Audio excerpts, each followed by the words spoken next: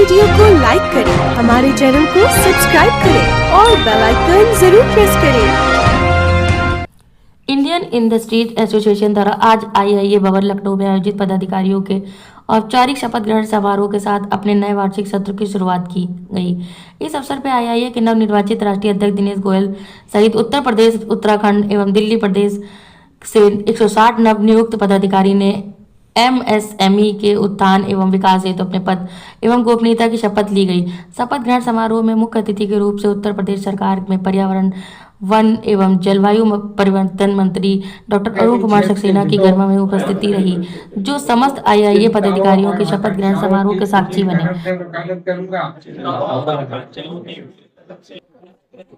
मैं आईआईए सदस्यों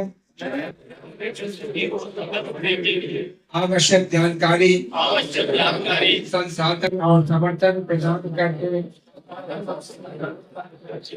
उन्हें सशक्त एवं एमएसएमई समुदाय के भीतर नवाचार,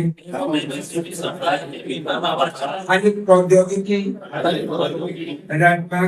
रचनात्मकता और अनुकूलनशीलता की संस्कृति को प्रोत्साहित करूंगा। मैं कार्यशालाओं, सेमिनारों, बधाई देता हूँ। हमारे प्रेसिडेंट श्री दिनेश गोयल जी, जो मेरे अपने छोटे भाई हैं और 2025 की बागडोर आपने इनके मजबूत करना पड़ी है। हम हमेशा ये पूरी मेहनत से काम करेंगे और आईआईए को यहाँ पर ये उद्योग बढ़ाएंगे, विकसित भारत बनाएंगे, ये मोदी जी का संकल्प है, जिसे आप आगे बढ़ा रहे हैं। भारत को आगे बढ़ाना है, हर नागरिक का ये कर्तव्य है आगे बढ़ाएं। आप एक संस्था के रूप में आगे बढ़ा रहे हैं, इसलिए व्यक्ति आप बधाई के पात्र हैं। राज्यों, उद्योग किसी भी देश की इकोनॉमी की बैकबोन। अगर हमारा एमएसएमई सेक्टर तरक्की करेगा तभी हमारे देश का इकोनॉमी बढ़े। आज हम दुनिया में चौथे नंबर पे हैं इकोनॉमी में, जिसमें आपका बहुत बड़ा योगदान है। इसके लिए मैं आपको बधाई दूं। आज हम चौथे नंबर पे इकोनॉमी है, जो कि मामूली बात नहीं है, और इसका बहुत बड़ा क्रेडिट हमारे इंडस्ट्रियल को है। थोड़ा सा इंट्रोडक्शन आपका कहाँ, किस? मैं अमित नागलिया, गाजियाबाद जिले से। मेरे पास अभी आज ही माननीय दिनेश गोयल जी, नेशनल प्रेसिडेंट जी ने मेरे डिवीजन 2 का डिविजनल सेक्रेटरी का दायित्व दिया है, जिसका मैं उनका हार्दिक आभार प्रकट करता हूँ और आईआईए के उज्जवल भविष्य की कामना करता हूँ।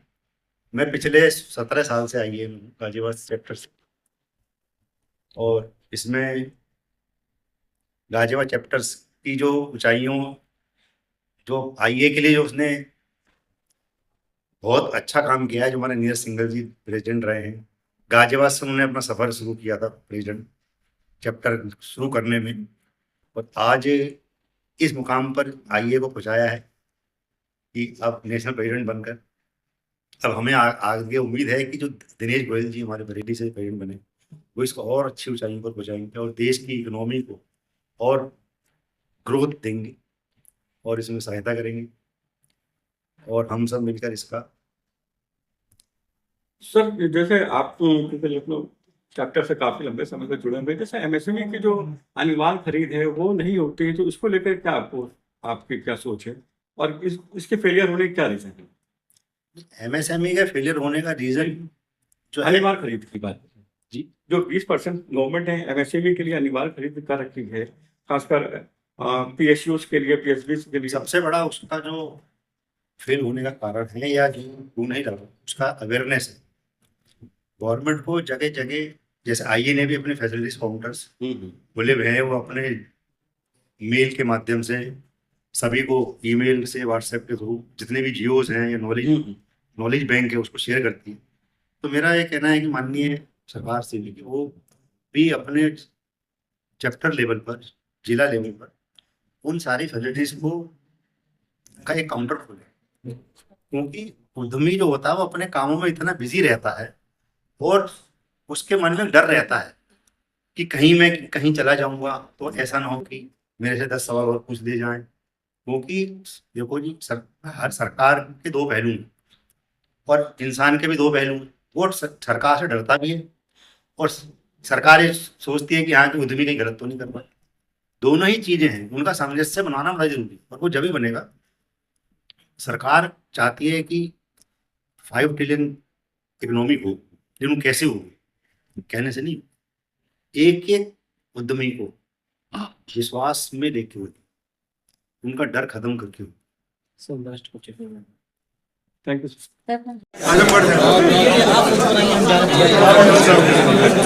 नीरज भाई, आज के बारे में थोड़ा सा डिटेल बता दीजिए पहले। देखिए, इंडियन इंडस्ट्रियल एसोसिएशन आप सबके संज्ञान में है कि पिछले 40 साल से माइक्रो स्मॉल मीडियम एंटरप्रेन्योर्स के लिए काम करता आ रहा है। उसका एक ही नारा है कि औद्योगिकरण बढ़ाना है, बेरोजगारी को घटाना है और विकसित भारत को बनाना है।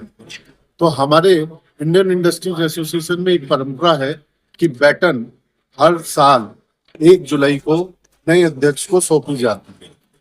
पिछले चुनाव में हमारे यहाँ पे हमारे दिनेश जो मेरे साथ मेरी टीम में सीनियर वाइस प्रेसिडेंट की तरीके से कार्य कर रहे थे, उनको नया अध्यक्ष चुना गया है और वही अब 25-26 में इंडियन इंडस्ट्रियल एसोसिएशन के अध्यक्ष के नाते IAA को आगे लेके जाने का कार्य करेंगे। सर, आप पिछले कार्यकाल में आपने क्या क्या समस्याओं को उठाया और किन समस्याओं से ज्यादा रूबरू हुए हैं? देखिए, APJ अब्दुल कलाम एक बात कहा करते थे, समस्याएं तो हर जगह है। उन्हें समस्याओं को समझ के अगर उन पर हम एक्शन लेते हैं तो उनका निराकरण होता है और यही हमने देखा भी और पाया भी।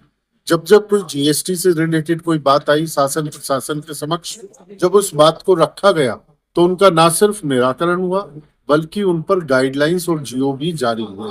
और ऐसी सिर्फ एक ही नहीं, GST ही, हम पॉल्यूशन कंट्रोल से रिलेटेड बात करें या NGT का जो उत्तर दिल्ली के आसपास के क्षेत्रों में एक पॉलिसी आई जिसके तहत हमारे माइक्रो स्मॉल मीडियम एंटरप्रेन्योर्स को 5 लाख से 20 लाख तक का जनरेटर खरीदने पर, और भी बहुत सारी ऐसी FIR, अब आज की तारीख में FIR सीधे उद्यमी के नाम पर नहीं हो सकती है, ऐसे GO जारी हुए।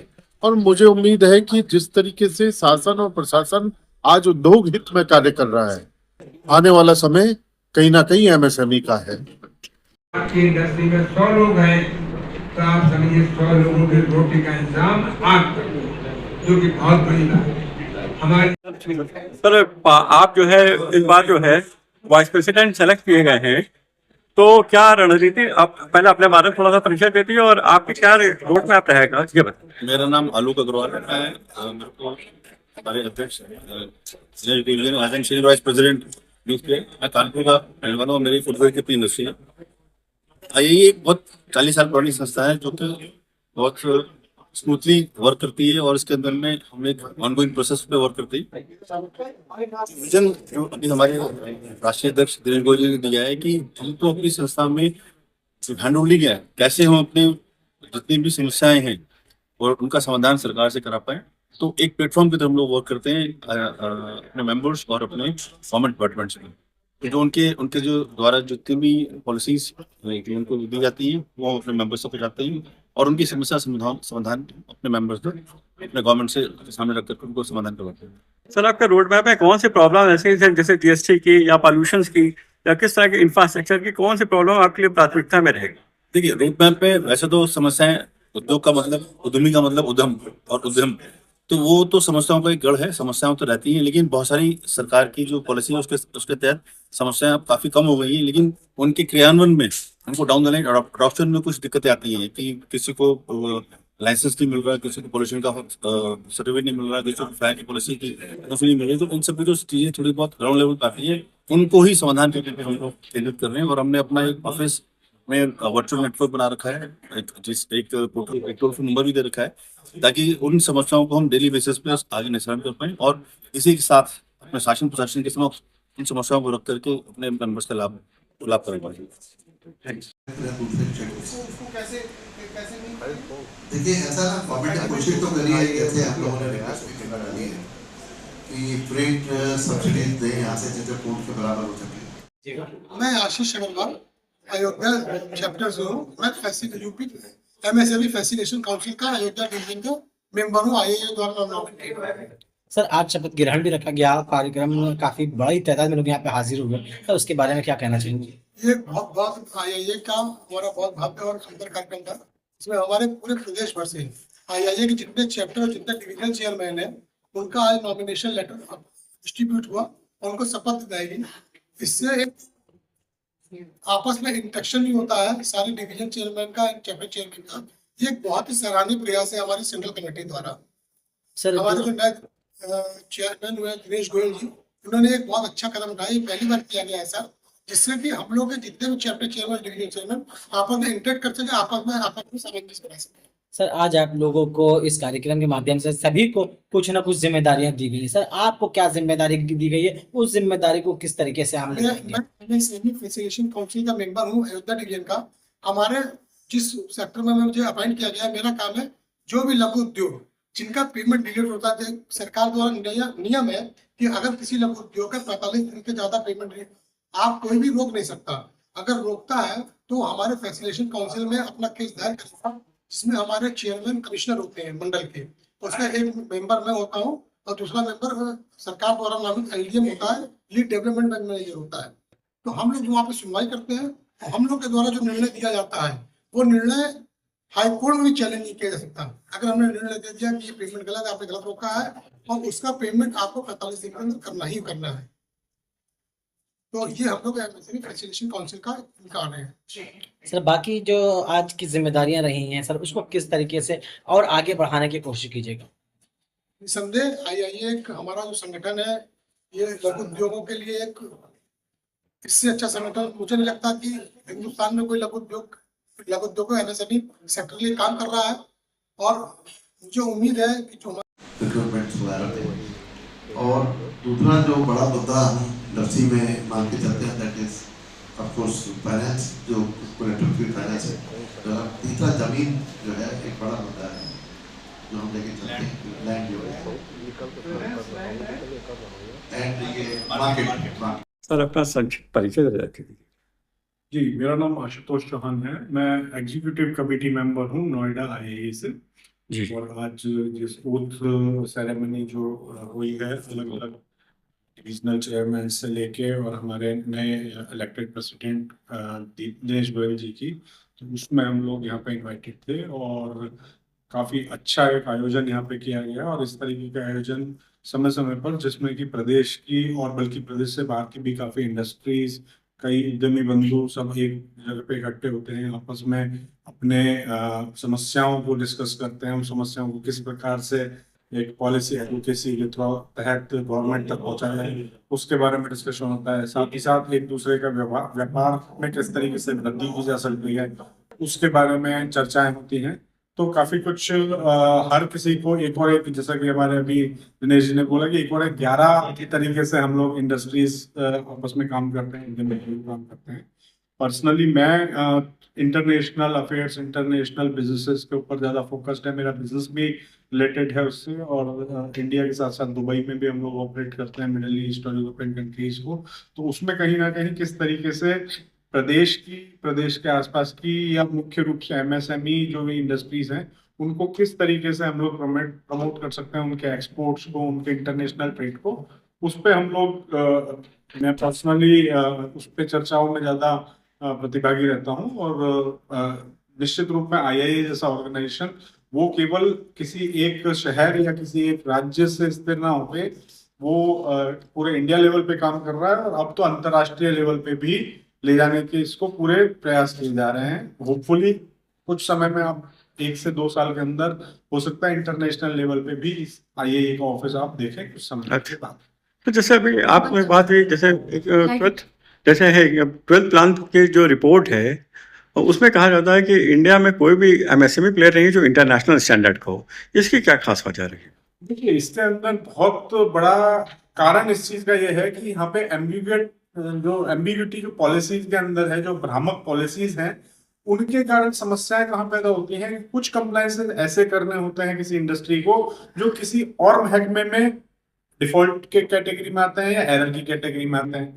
तो सबसे बड़ी समस्या एक उद्यमी के सामने आज की डेट में ये है कि वो अपना ध्यान किसी अपने बिजनेस के प्रमोशन पे पूरा तरीके से फोकस कर पाने की बजाय उसको कंप्लायंसेस में अपनी एफर्ट, एनर्जी, समय और पैसा ये सब कुछ व्यर्थ करना पड़ रहा होता है। कम से कम 50% of energy of an entrepreneur is wasted in unnecessary undue things.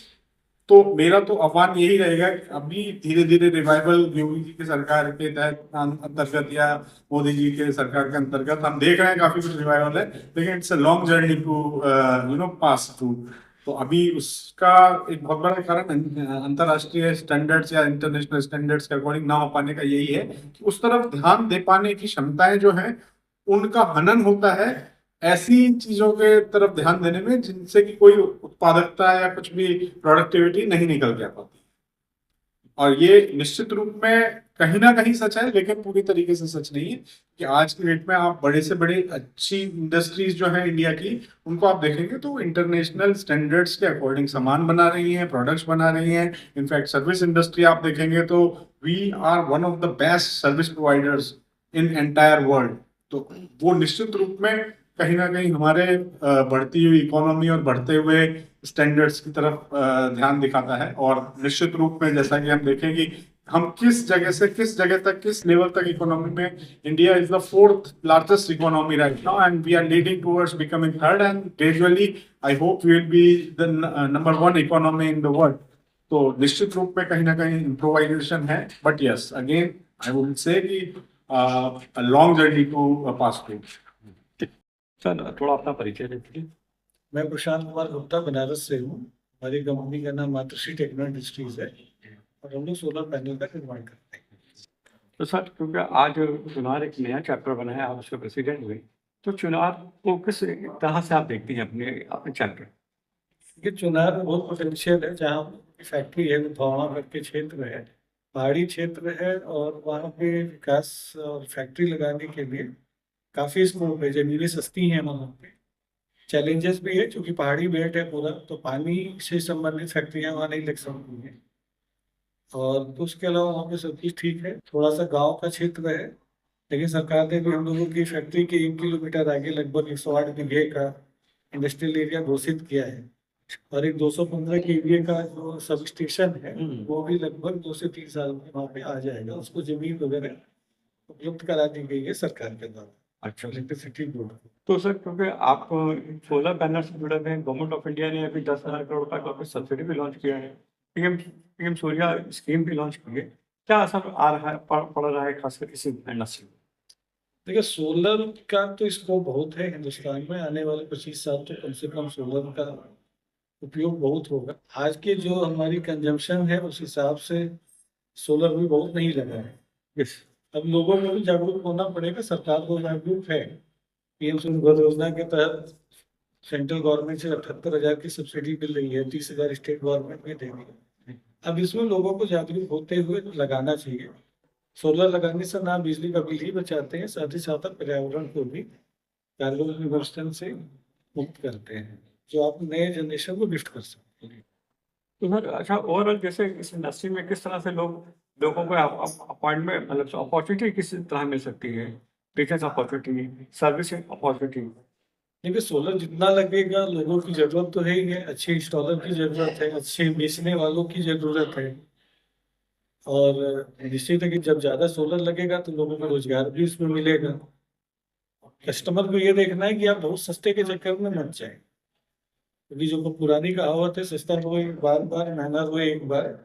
तो अगर आप महंगा मत लीजिए, लेकिन आप कम से कम एक विश्वसनीय प्रतिष्ठान से खरीदिए जो 2-4 से 8 साल से अपने इंडस्ट्री में काम कर रहा हो। ये मत देखिए कि आज 2 रुपये सस्ता कोई दे रहा है आपने उससे लगवा लिया और वो 1 साल 2 साल के बाद सर्वाइव ही नहीं कर रहा है। क्योंकि अगर बिजनेस में मार्जिन नहीं कोई लेगा तो सर्वाइवल नहीं है, तो बंद हो जाएगा। तो फिर आप सोलर को गलत बोलेंगे कि सोलर अच्छा काम नहीं कर। रेफरेंस दीजिएगा।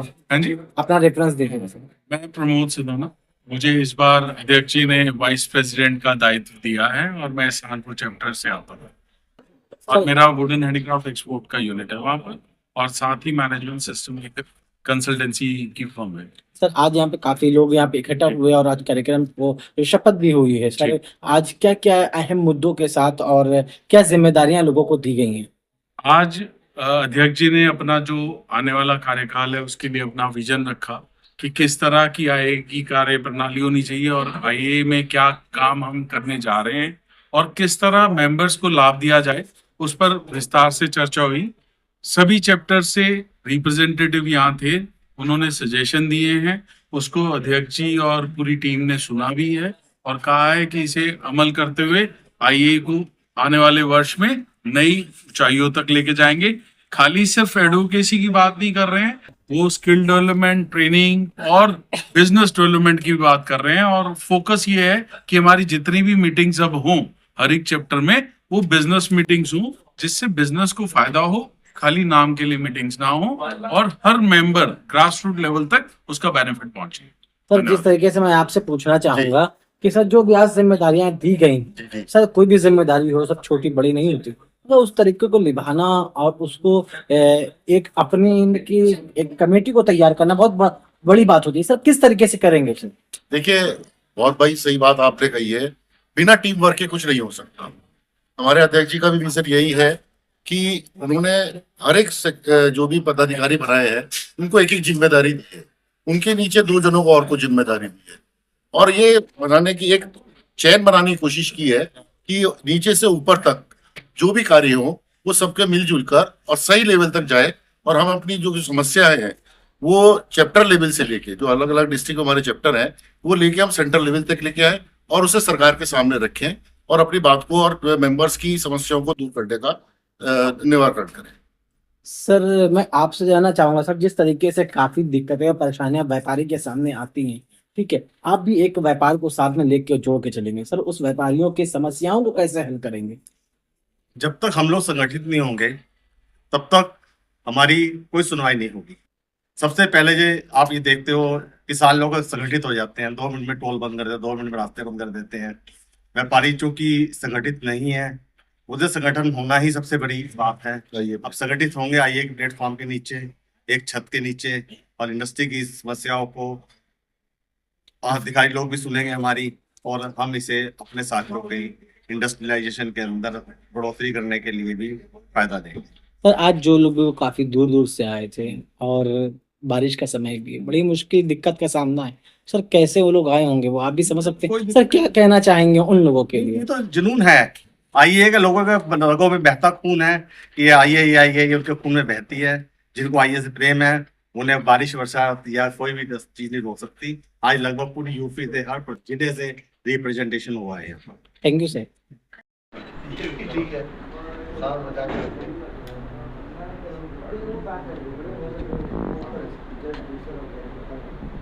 कैमरे का नहीं सीसी में डाल के भाई ये वाला फोटो जो पता लगा कि कभी बचे थे बस